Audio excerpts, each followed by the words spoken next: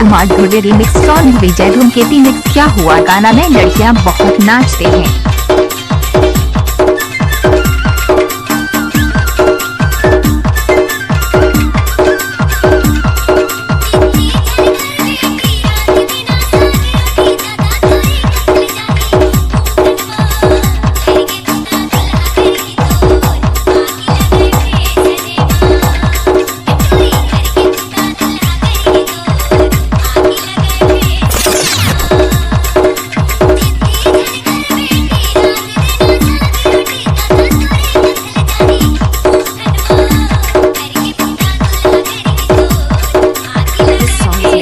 आप लोग सुन रहे हैं मिक्स बाय प्रीतम ध्रुवे।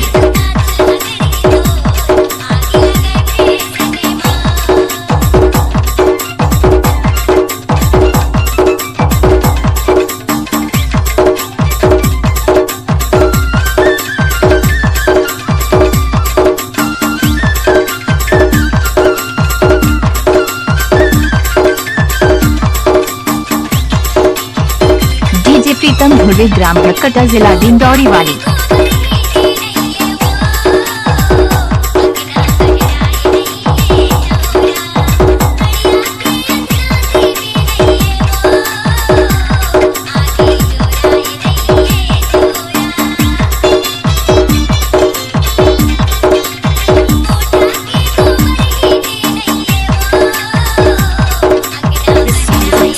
आप लोग सुन रहे हैं मिक्स बाय प्रीतम ध्रुवे।